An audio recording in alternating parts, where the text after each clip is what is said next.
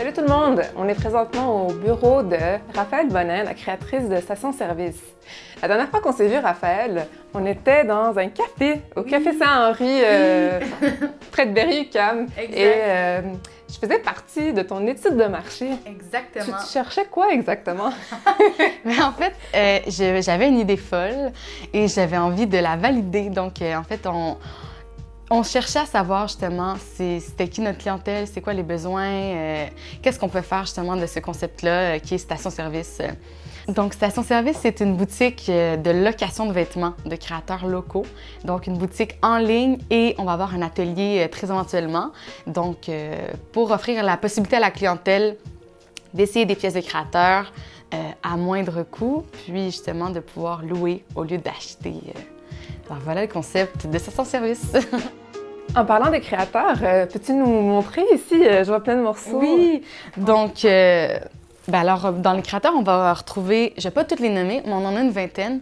Donc on va retrouver par exemple les enfants sauvages, on a du Marigold, ça c'est le dos. Donc Marigold, Elisa Serosov. Alors on va regarder la petite jupe ici, donc qui ressemble un petit peu à ce que je porte. Oui. C'est tellement confortable. Et ensuite, on a du Robert Atelier, donc une petite robe un peu menthe, couleur menthe. Alors, c'est ça, donc on va en avoir une vingtaine. La sélection officielle n'est pas encore finalisée, donc vous allez pouvoir en savoir plus à la fin du mois d'août pour pouvoir, en fait, louer à partir du mois de septembre. Puis je vois que tu as un mix de vêtements un peu plus soirée, sortie, puis plus casual, tu sais, que tu peux porter dans la journée aussi. Donc, tu cherches un peu à avoir un mix des deux. Exact. Oui, je veux pas que ce soit juste pour un gala, là. On n'a pas des galas souvent, les femmes. Il y en a que oui, chanceuse pour elles, mais en fait, non, c'est ça. C'est vraiment d'avoir accès justement à des pièces un peu plus relaxes, mais que tu peux la porter de façon un peu plus habillée aussi. Donc, c'est vraiment d'offrir la possibilité à la clientèle d'avoir différents types de tenues.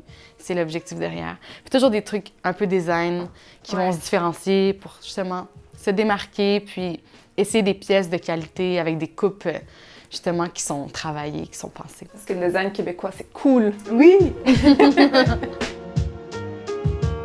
Est-ce que tu as des critères par rapport à l'environnement dans tes designers ou tu vas vraiment juste avec le fait qu'il soit local? C'est sûr qu'il y a des critères, dans le sens que si, exemple, le designer, il design ici, mais qu'il fait tout produire en Chine, bien, ça fit moins avec nos valeurs. Donc, on essaie vraiment de faire en sorte que la majorité de la production soit faite ici. C'est sûr que des tissus, souvent, ils sont faits ailleurs. C'est ça, c'est difficile de s'en échapper. Ouais. Mais il y en a, exemple, Mercedes Morin qui va faire, qui va vraiment s'assurer de ces tissus. Donc, on essaie quand même d'aller chercher des créateurs qui vont avoir le plus grand, que l'entièreté de leur production soit majoritairement dans le processus de développement. Exactement. Okay. Ouais. Les créateurs québécois, on a énormément de talent local. C'est vrai. Les produits sont souvent sont faits avec soin, avec attention. Je trouve que vraiment, il y a une âme derrière les pièces. Surtout quand tu rencontres les créateurs, tu te rends compte qu'il y a quelqu'un qui a travaillé derrière, qui a pensé ce vêtement-là, qui a choisi la matière, qui a une équipe avec lui. Puis je trouve, juste pour ça, je trouve ça intéressant. Puis après ça, c'est de faire... Moi, j'ai décidé personnellement de ne plus acheter chez Zara, H&M. Bravo. Ces boutiques de ce monde. Puis de me consacrer soit aux vêtements seconde main ou aux créateurs locaux. Donc, j'achète des pièces clés que je veux reporter. Puis éventuellement, quand Station Service va être lancée dans quelques mois, maintenant 12 semaines. Ouais, donc, très bientôt. Je vais louer des vêtements. Puis je vais louer les vêtements de mon entreprise. Puis ça va être ça, les petites folies que je vais faire, mais je vais les faire avec Station Service. OK, donc pour toi, le commerce équitable, c'était important aussi, j'imagine? Extrêmement, extrêmement. De savoir que il y a des... Puis, tu sais, souvent on dit les enfants en Afrique, mais oui, tu sais, il y a des enfants en Asie qui travaillent comme arrache-pied pour un chandail à 5$, tu sais. C'est pas normal. C'est pas normal qu'on achète 20 chandails à 5$ puis qu'on pense que ça n'a aucun impact. Ça a un impact. Puis il y a un moment, il faut, toi en tant que consommateur, tu prennes la décision de faire un changement. Puis pour moi, c'est méga important. C'est vraiment, vraiment important. Donc, dans l'ensemble de l'entreprise, je veux qu'il y ait justement cette conscience-là, qu'on fasse attention à où on achète les produits, autant les boîtes que les cintres. Je veux vraiment essayer qu'on fasse attention à chaque détail, pour justement réduire notre impact considérablement. Dans ta vision d'entreprise, j'avais lu que tu parlais de suivre les tendances de façon intelligente, il me semble. Est-ce que tu peux m'expliquer un peu plus c'est quoi que tu voulais dire par là? En fait, c'est le fast fashion. Pour ceux qui ne connaissent pas, c'est la mode jetable. C'est un peu comme du fast-food, donc t'en consommes, puis finalement, tu t'en débarrasses. Ouais. Donc, le concept de fast fashion, c'est qu'on a tout le temps envie de nouveautés. On a envie de suivre les tendances parce qu'il y a tellement de nouvelles choses, puis t'as envie de porter la nouveauté. Mais justement, avec station-service, c'est ça. C'est qu'au lieu d'acheter constamment pour suivre les tendances, là, tu les loues selon ton besoin, puis tu les loues avec les tendances. Parce que nous, on va avoir dans le fond, chaque saison, on va avoir des nouvelles pièces. On va suivre, dans le fond, les créateurs avec leur nouvelle collection. Donc, justement, au lieu d'acheter tout le temps à chaque fois, là, tu te dis, regarde, cette saison-là, la robe avec le motif, là, c'est à la mode, mais peut-être que l'année prochaine, ça ne le sera plus. Au lieu de l'acheter, tu le loues. Fait que tu suis justement, c'est ça, de façon plus intelligente, je pense, plus consciente un peu de l'impact que ça a d'acheter. Est-ce que tu vas choisir les morceaux? Est-ce que tu vas être un peu comme une acheteuse pour une compagnie? Est-ce que tu choisis tes morceaux? Comment ça va fonctionner? J'ai choisi, mais il y a aussi une styliste qui est avec moi. Donc, j'ai une styliste qui m'aide et qui vient en arrière, qui fait comme « Ok, ouais, ça, je pense que c'est une bonne idée. » Donc, je pense qu'au niveau global, j'ai une bonne idée de ce que les femmes vont vouloir porter, mais je veux quand même m'assurer que ce soit la pièce clé. Donc, c'est pour ça que je fais affaire avec une styliste. Donc oui, on va dans la collection des créateurs, puis nous, on sélectionne les pièces clés qu'on veut avoir dans notre garde-robe en location. Okay. Il y a aussi, tu as ton concept de livraison à vélo dans des boîtes éco-responsables. Ouais. Donc, tu peux m'en parler un petit peu plus? Mais savoir aussi, ta boîte éco-responsable, c'est quoi? Okay. C'est fait de quoi? Justement, en fait, là-dessus, pour la livraison à vélo, ce qui est génial, c'est qu'à Montréal, on peut se faire livrer à vélo à l'année. Moi, on me demande, mais l'hiver, avec la neige, c'est possible. Puis si vraiment c'est pas possible, par exemple, le client, parce que notre fournisseur va dans les 100 km carrés, fait que c'est quand même un grand étendu. Mais il y a aussi le livreur va avoir aussi des voitures électriques. Donc si c'est pas possible à vélo, on le va avec les voitures électriques. Puis pour les boîtes éco-responsables, on est en processus. Donc ce qu'on veut, ce serait d'avoir des boîtes justement qui puissent se réutiliser. Donc la cliente, elle reçoit sa pièce dans la boîte et elle la remet.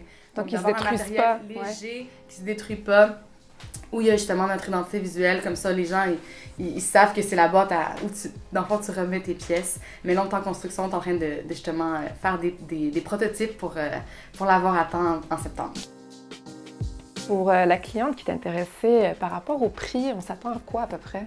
La valeur des pièces à l'achat va être environ entre 200 et 500 $. Donc, pour la location, la cliente paiera environ le quart du prix. Ça peut être très cher, des morceaux de designer. Oui. Et on n'est pas sûr, justement, avec les tendances qui changent, de les garder. Donc, c'est un super bon deal, tu sais. C'est ça. Exactement. Donc, c'est ça. C'est aussi... C'est pas du H&M. Donc, moi, il faut quand même que les prix soient représentatifs de la qualité des produits, de la qualité des matières, mais quand même, moi, je trouve que c'est important que ce soit accessible parce qu'il faut que les gens puissent tester. Ouais. Accessible, c'est ça le mot clé. C'est important que ce soit accessible. Ouais.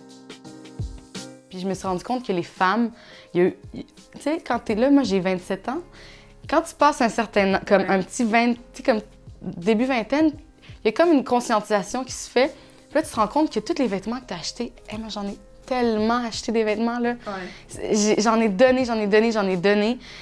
Puis à un moment, tu fais ça n'a pas de bon sens. Puis là, tes priorités changent. T'as un emploi plus stable, tu penses bâtir une famille. Donc, c'est une clientèle qui est conscientisée de justement l'impact de ses achats, mais aussi qui se rend compte de c'est quoi ses besoins. Mes besoins, c'est plus d'acheter 20 hauts H&M parce que je vais pouvoir les porter tout le temps. Finalement, j'en portais un des 20 hauts H&M, tu sais.